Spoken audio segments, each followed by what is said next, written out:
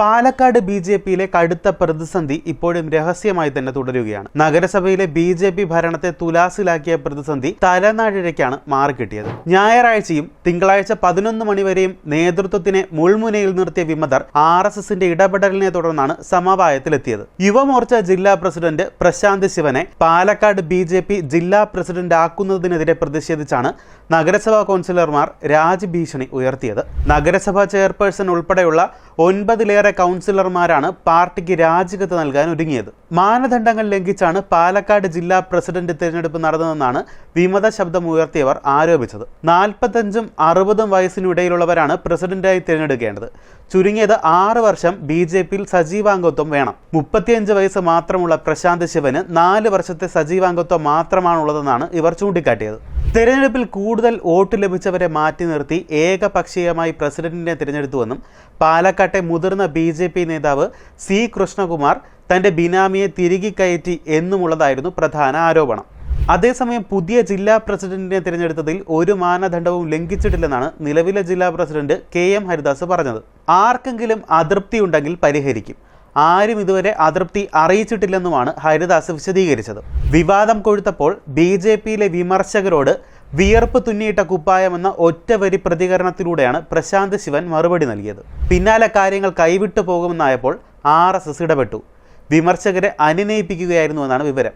തിങ്കളാഴ്ച രാവിലെ നടന്ന നീക്കത്തിന് പിന്നാലെയാണ് ബി.ജെ.പിക്കൊപ്പം നിൽക്കാമെന്നും രാജിക്കില്ലെന്നും നഗരസഭാ ചെയർപേഴ്സൺ പ്രമീള ശശിധരൻ ഉൾപ്പെടെയുള്ളവർ പറഞ്ഞത്. പ്രശാന്ത് ശിവനെ ജില്ലാ പ്രസിഡന്റായി പ്രഖ്യാപിക്കുന്ന ചടങ്ങിൽ നഗരസഭാ വൈസ് ചെയർമാൻ E കൃഷ്ണദാസ് സംബന്ധിക്കുമെന്ന് പറഞ്ഞിരുന്നുവെങ്കിലും അദ്ദേഹവും മറ്റുള്ളവരോടൊപ്പം പിന്മാറി. ഇത് ബി.ജെ.പിയിലെ കല്ലുകടികൾക്ക് ഉത്തമ ഉദാഹരണമാണ്. ബി.ജെ.പി ഭരിക്കുന്ന പാലക്കാട് നഗരസഭാ ഭരണം താഴെ വീഴുമെന്ന സ്ഥിതി വന്നതോടെയാണ് RSS ഇടപെട്ടത്. ഇതിനിടെ പറഞ്ഞു കേട്ടതെല്ലാം ചായക്കോപ്പയിലെ കൊടുങ്കാറ്റാണെന്നാണ് K സുരേന്ദ്രൻ പറഞ്ഞത്. ചുരുക്കത്തിൽ പ്രതിഷേധമടങ്ങിയതിന്റെ ആശ്വാസത്തിലാണ് ബി.ജെ.പി സംസ്ഥാന ഘടകം. ആകെ 52 അംഗങ്ങളുള്ള പാലക്കാട് നഗരസഭയിൽ BJP 28, UDF 16, welfare party 1, LDF 7 എന്നിങ്ങനെയാണ് കക്ഷിനില.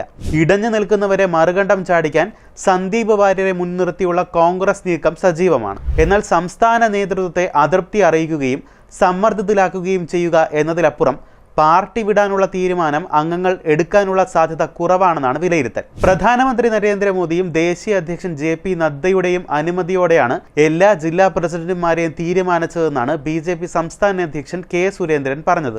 അതിനെതിരെ ആരെങ്കിലും സംസാരിച്ചാൽ അവർ പാർട്ടിക്ക് പുറത്തായിരിക്കുമെന്നും പാലക്കാട് നഗരസഭയിൽ ഒന്നും സംഭവിക്കില്ലെന്നും സുരേന്ദ്രൻ ആത്മവിശ്വാസം പ്രകടിപ്പിക്കുകയും ചെയ്തിട്ടുണ്ട്. പാലക്കാട് പൊട്ടിത്തെറി ഒരു തരത്തിൽ മറികടക്കാൻ സാധിച്ചെങ്കിലും ബി.ജെ.പിക്കും സുരേന്ദ്രനും തലവേദന തുടരുകയാണ്. BDJS NDA വിടാനുള്ള നീക്കം ശക്തമാക്കുന്നതായാണ് വിവരം. മുന്നണിയിൽ പാർട്ടി കടുത്ത അവഗണനയാണ് നേരിടുന്നതെന്നും ഇനിയും ഇത് സഹിച്ചു തുടരേണ്ടതില്ല എന്നുമാണ് പാർട്ടിക്കുള്ളിലെ പൊതുവായ വികാരം. കോട്ടയത്ത് നടന്ന നേതൃതല ക്യാമ്പിൽ ഇത് സംബന്ധിച്ച പ്രമേയം ഐക്യകണ്ഠേന പാസ്സാവുകയും ചെയ്തിട്ടുണ്ട്.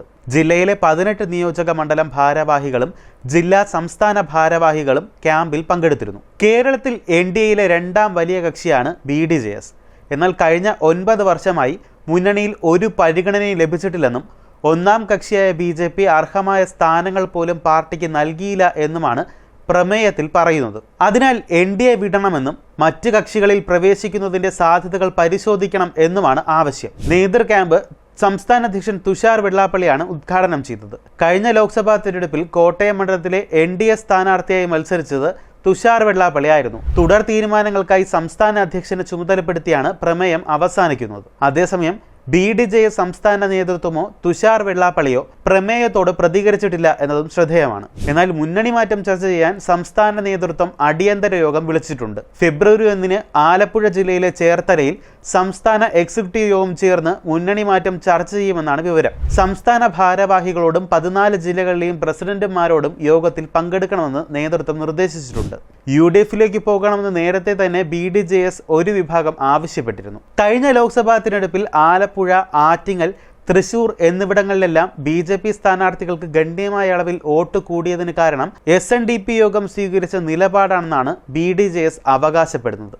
എന്നിട്ടും ബി.ജെ.പിയിൽ നിന്ന് മാന്യമായ പരിഗണന ലഭിക്കുന്നില്ലെന്നാണ് പാർട്ടിക്കുള്ളിലെ വികാരം. ഇക്കാരണത്താലാണ് പാലക്കാട് ഉപതെരഞ്ഞെടുപ്പിൽ ബി.ജെ.പിക്ക് പ്രത്യേക സഹായമൊന്നും NDA സ്ഥാനാർത്ഥിക്ക് വേണ്ടി ചെയ്യാതിരുന്നതെന്നും അതിനാലാണ് CPMന് വോട്ട് കുറയാതിരുന്നതെന്നുമാണ് ചില നേതാക്കൾ അവകാശപ്പെടുന്നത്. വരാനിരിക്കുന്ന തദ്ദേശ തെരഞ്ഞെടുപ്പിൽ ഈ സാഹചര്യം BJPക്ക് കനത്ത വെല്ലുവിളിയാകുമെന്നാണ് രാഷ്ട്രീയ നിരീക്ഷകർ വിലയിരുത്തുന്നത്.